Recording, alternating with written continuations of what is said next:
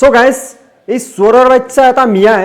হিমন্ত মামাক কি বুলি গালি দিছে শুনিলো মই ভিডিঅ'টো প্লে কৰি দি আছো হিমন্ত মাদার জুড়ে কইছে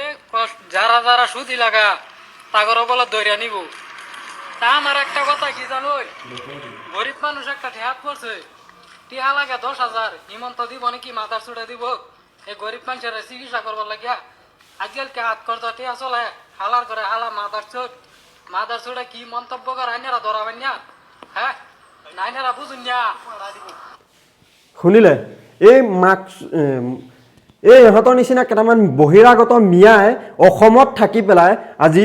অসমৰ CMক গালি দিবলৈ সাহস কৰিছে তেতিয়াহ'লে আপোনালোকে ভাবি চাওক অনাগত দিনত আৰু কি হ'বলৈ গৈ আছে ইহঁতৰ নিচিনা কেইটামান লুঙিয়ে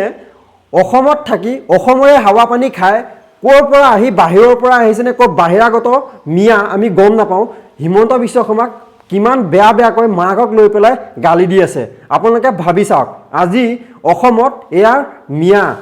বহিৰাগত মিয়া আজি এনে দুৰ্সাহস যে অসমতে থাকি অসমৰ মানুহক গালি দি আছে অসমৰ CMক গালি দি আছে তেতিয়াহ'লে ভাবি চাওক সাধাৰণ মানুহক ইহঁতে কি কৰিব পাৰে আৰু ইহঁতৰ নিচিনা মানুহক য'তে নেপাওক ধৰি লৈ এনেকুৱা পিটন দিব লাগে যাতে পুনৰ ইহঁতে এনেকুৱা মন্তব্য যাতে কৰিবলৈ দুঃসাহস নকৰে য'তে নেথাকক এনেকুৱা মিয়াক পালেই হ'ল গৰু পিটন দিব লাগে ধৰি লৈ পেলাই আৰু ইহঁতক পুলিচে য'তে নেথাকক বিচাৰি আনি হ'লেও ইহঁতক গৰু পিটন দিব লাগে আৰু জেলত ভৰাই থৈ দিব লাগে তেতিয়া ইহঁতে গম পাব অসমত থাকি পেলাই অসমীয়াক গালি দিয়া পৰিণতি কি হয় ইহঁতক দেখুৱাই দিব লাগে অসমীয়া পাৱাৰ অসমীয়া কি হয় তেতিয়া সিহঁতে গম পাব আৰু অসমতে থাকি পেলাই অসমীয়াকে গালি দিবলৈ আজি সাহস তাকো এটা CMক গালি দি আছে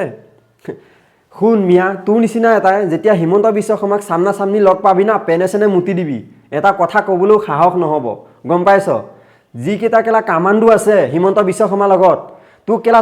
চিত্ৰি হৈ যাবি গম পোৱা নাই গমেই নাপাবি তই কেলা মানুহ তোৰ কেলা মাংস বিচাৰি নাপাব ঘৰৰ পৰিয়ালে জান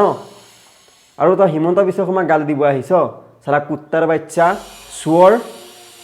তহঁতে কেলা চুৰ হয় গম পাইছ নাই তহঁতৰ কেলা খানদানবিলাক চুৰ তহঁতৰ জাতিটো চুৰ মিয়া জাতটো কেলা চুৰ ডকাইত ধৰ্ষণকাৰী হত্যাকাৰী কুকুৰৰ বাচ্চাহঁত অসমত থাকি অসমীয়াকে গালি দিয় আজি